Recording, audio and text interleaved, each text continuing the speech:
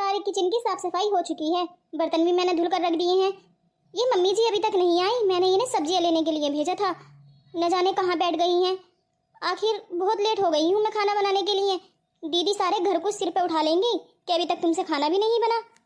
देखती हूँ आखिरकार मम्मी जी है कहाँ। अरे भाभी, खाना बना या नहीं? मुझे तो बहुत ही जोरों की भूख लग रही है। अभी तक आपने खाना ही नहीं बनाया है। आखिर क्या कर रही थी इतने टाइम से? अरे दीदी, आपको नहीं मालूम किचन के 1000 काम होते हैं। मैंने सारा काम निपटा लिया है, लेकिन माँ जी का अभी तक अता पता नहीं है। सब्जियां लेने के लिए गई थी बाहर, अभी तक आई ही नहीं है। जरा दीदी देखो तो माँ जी कहाँ रह गई। अरे भाभी, माँ कोई बच्ची थोड़ी ना है, बस आने ही वाली होगी। तुम एक काम करो भाभी, मुझे बहुत जोरों की भूख लग रही है और बबलू के पापा भी ऑफिस जा रही हैं, तो तुम खाने में कुछ अच्छा बना दो। ठीक है दीदी, मैं मैगी बना देती हूँ। हाँ, और मैगी जरा अच्छे से बना लेना। कल तुमने बनाई थी ना तो उसमें नमक बिल्कुल भी नहीं था। बता रही हूँ मैं, बबलू के पापा बहुत ही गुस्सा कर रहे थे कि ये कैसी मैगी बनाई है। और जल्दी ही बना के ले आओ, काफी लेट हो रहे हैं वो ऑफिस जाने के लिए। अरे ऐसा कब तक चलेगा? ये दीदी तो यहाँ आकर बिल्कुल मालकिन बन गई हैं इस घर की। अरे इन्हें तो अपने ससुराल में होना चाहिए था। अगर मैं भी ऐसे अपने मायके में जाकर बैठ गई तो सारा दिन बस काम काम काम। थोड़ी देर बैठ के जाऊँ मैं, दीदी एकदम से मुझे कह देती हैं भाभी ये बना लो, भाभी ये काम कर लो। आखिर मैं क्या करूँ? कब जाएंगी ये अपने ससुराल? अब जल्दी मैगी बना लेती हूँ, वरना सारे घर को अपने सर पर उठा लेंगी। अरे तुम तो मेरे लिए मैगी लेने के लिए गई थी, अभी तक नहीं बनी क्या? अरे मेरे पेट में चूहे दौड़ रहे हैं, जल्दी लेकर आओ। अरे आहिस्ता बोलो, वरना भाभी जी सुन लेंगी। सारा दिन इस घर का काम करती रहती हैं बिना कुछ कहे। अगर उन्होंने सुन लिया तो बहुत ही ज्यादा बुरा हो जाएगा। अरे बना तो रही है ना वो, 2 ही तो उनके हाथ हैं, कोई 4 तो हाथ है नहीं, बस बनाकर लाने ही वाली होंगी। अरे तुम तो गुस्सा कर रही हो। अच्छा गुस्सा ना करो, यहाँ बैठो, मैं तुम्हें कुछ बताना चाहता हूँ। अच्छा क्या बताना चाहते हो, बोलो जल्दी। अरे मुझे माँ ने और बड़े भैया ने कॉल किया था, वो लोग कह रहे हैं कि तू घर आ जा। बहुत दिन हो गए हैं तुझे ससुराल में रहते हुए, तो मैं सोच रहा था कि चलो मैं पूछ लेता हूँ गोलू की माँ से, अगर वो आने के लिए तैयार है तो मैं आ जाता हूँ।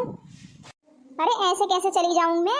हाँ, मुझे उस घर से लड़ झगड़ के भगाया गया था, मैं ऐसे तो नहीं जाने वाली। और तुम्हें इस घर में क्या कमी है आखिरकार? हाँ, तुम इस घर के मालिक बनकर तो रह रहे हो, जैसा मन करता है वैसा तुम खाते हो, जो मन करता है वो तुम लाते हो, तुम्हारी ही इस घर में चल रही है, तो आखिर जाने की क्या जरूरत पड़ी है तुम्हें? अरे नहीं, वो माँ कह रही थी, बस मैंने तो इसीलिए तुमसे कह दिया कि पूछ लेता हूँ एक बार। गलती से भी हाँ मत बोल देना कि हम आ रहे हैं, मैं नहीं जाने वाली वहाँ पर। हाँ, सारा दिन बस काम ही कराती रहती है मुझसे तुम्हारी माँ, और तो कुछ काम नहीं है उन्हें। 2 और बहुएं हैं ना, उन्हीं के साथ रहें, आखिर मेरी क्या जरूरत है उनको? लेकिन गोलू की मम्मी, अपना घर तो अपना घर होता है, आखिर हम यहाँ कब तक रहेंगे? काफी दिन हो चुके हैं, सब लोग पूछते हैं मुझसे कि तुम घर नहीं जा रहे क्या, ससुराल में पड़े रहते हो, फीका खा रहे हो। मुझे ये सब बर्दाश्त नहीं होता। अरे तो तुम चिंता क्यों करते हो? हाँ, कहने दो लोगों को, जो कहते हैं उनका तो काम ही है कहना। हाँ, तुम इस कान पे कुछ सुना करो, इस पे को निकाल दिया करो, ज्यादा किसी के मुंह लगने की जरूरत नहीं है। और आखिरकार इस घर में भी तो तुम ऐसे ही रह रहे हो ना, जैसे अपने घर में रहते हैं। जो तुम्हारा दिल करे वो तुम खाओ, जो तुम्हारा दिल करे वो पहनो, कोई रोक टोक नहीं करेगा। आखिर मेरा घर है ये। हाँ हाँ, वो बात तो तुम्हारी ठीक है, तुम्हारा ही घर है। अच्छा अब जल्दी से तुम मैगी ले आओ, मुझे बहुत ही ज़्यादा भूख लग रही है। देखो भाभी ने मैगी बनाई या नहीं, काफ़ी देर हो चुकी है। हाँ हाँ, मैं अभी जाकर देखती हूँ किचन में, आखिर ये भाभी कर क्या रही हैं? इतना टाइम हो गया अभी तक इनकी मैगी नहीं बनी। भाभी तो यही सोचती रहती होंगी कि ये अपने घर कब जाएंगी, अपने घर कब जाएंगी। वो तो उनका बस चले तो मुझे आज ही अपने घर भेज दे, लेकिन मेरा भी ये घर है, मैं ऐसे जाने वाली नहीं हूँ।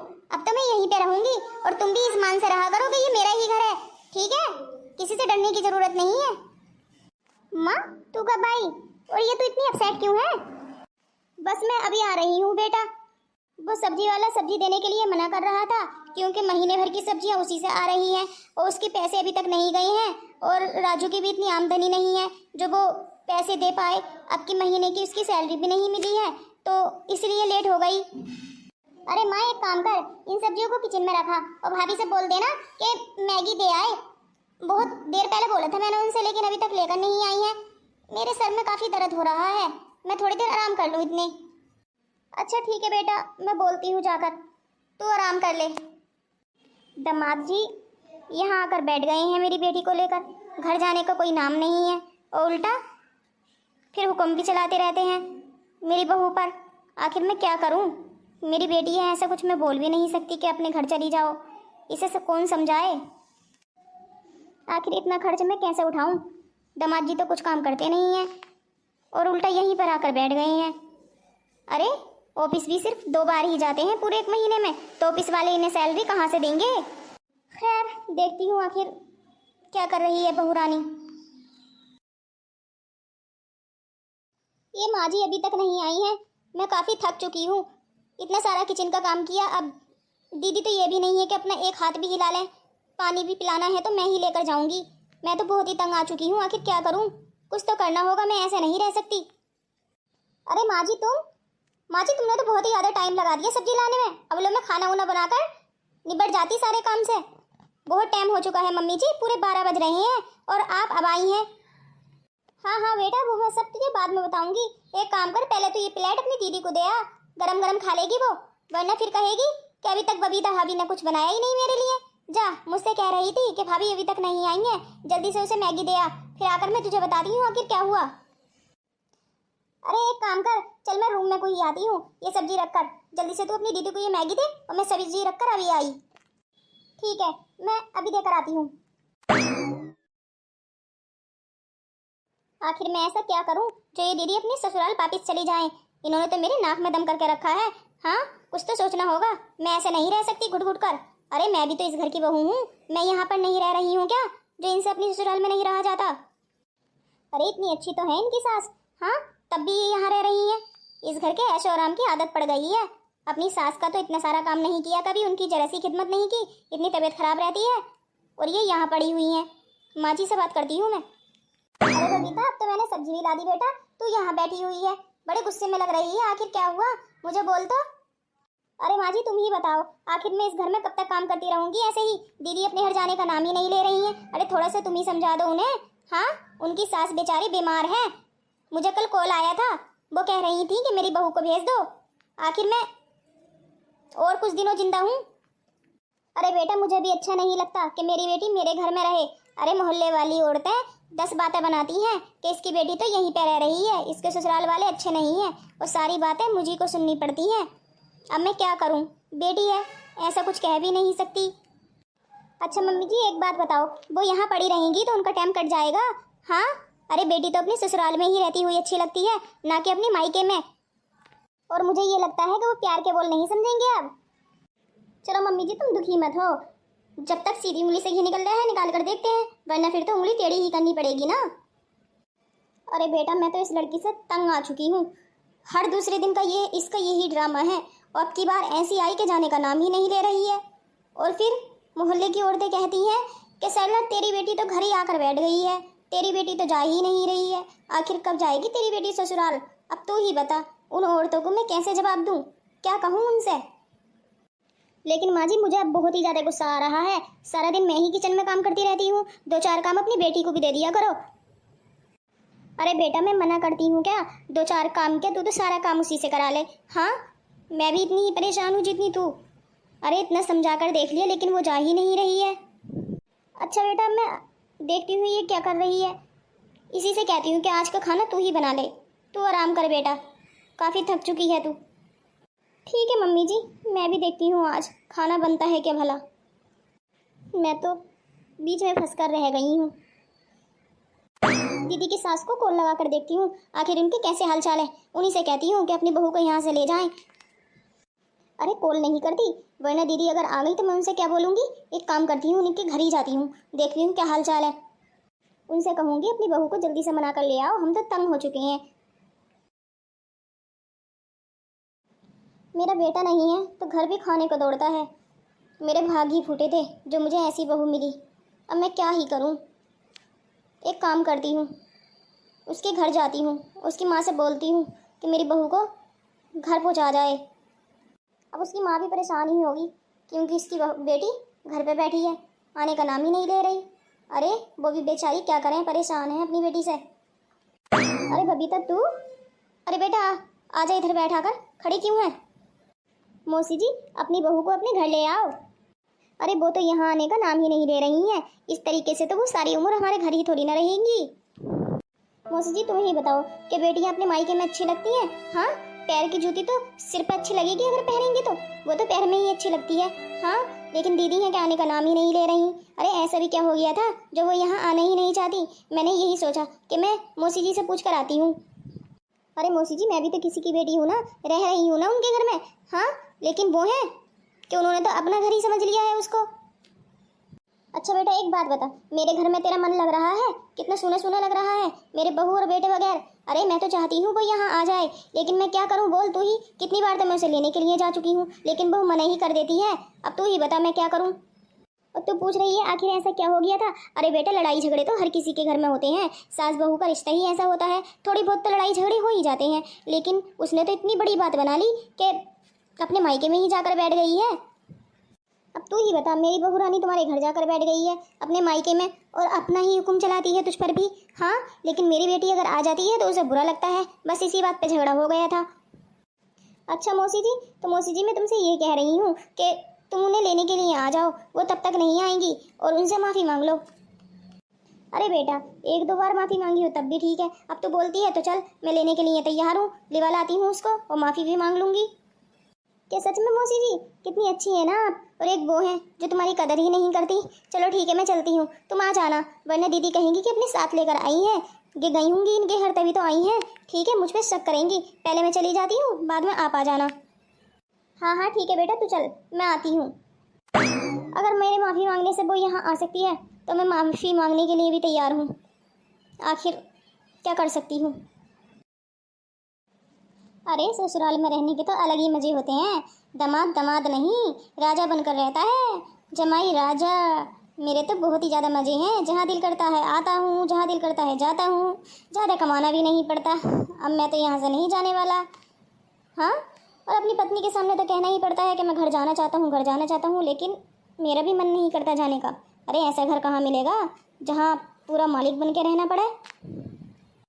लेकिन थोड़ी सी माँ की ही चिंता सताती है, न जाने किस हाल में होगी मेरी माँ। चलो ठीक है। अरे कुछ बना है ना खाने में? मुझे बहुत जोरों की भूख लग रही है। बबीता भाभी, अरे कुछ खाने के लिए ले आइए। अरे इतनी जोर जोर से क्यों चिल्ला रही हो? हाँ, खाना बन गया है, बस मैं अभी लेकर आती हूँ। क्या आज खाना तुमने बनाया है? भाभी जी ने नहीं बनाया? अरे उनके सर में दर्द था तो वह आराम कर रही हैं, इसलिए आज खाना मैंने ही बना लिया।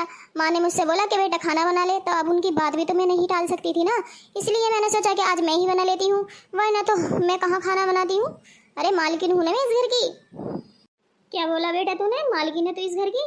बेटी अपने घरों की मालकिन नहीं, अपनी ससुरालों में जाकर मालकिन बनती है। हाँ, और ये मेरा घर है, अभी तो मैं यहाँ की मालिक हूँ। अरे तू अपनी ससुराल जाने का नाम ही नहीं ले रही है। तेरी बूढ़ी सास है, वो कितनी बीमार रहती है, तुझे कुछ ख्याल है? और दामाद जी, तुम तो इस ठाट से यहाँ रह रहे हो जैसे तुम्हारा अपना घर हो। अरे आने जाने के लिए तो मना नहीं है, तुम रोज आओ रोज जाओ, लेकिन जरा ये भी तो सोचो तुम्हारी बूढ़ी माँ क्या कर रही होगी। अरे अकेले बीमार पड़ती होगी। हाँ, उसे तो कोई देखने वाला भी नहीं है, और तुम यहाँ आकर बैठे हुए हो। अरे कैसी बेटी हो तुम जिसे अपनी माँ का ही ख्याल नहीं। हाँ, हमारा क्या ख्याल रखोगे तुम यहाँ रहकर? देखो जमाई राजा, तुम वाकई में हमारे लिए राजा हो।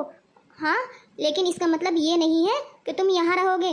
तुम अपने घर जाओ, वहाँ रहो जाकर, और मेरी बेटी को भी लेकर जाओ। हाँ, ये तो तुम बेवकूफ़ी कर रहे हो, मेरी बेटी को भी नहीं समझा रहे। वो तुम्हारी माँ के साथ कितना ही बुरा व्यवहार करती रहे। हाँ, लेकिन सासू माँ मैं भी क्या करूँ ना, तुम ही बताओ। तुम्हारी बेटी जाने का नाम ही नहीं लेती है।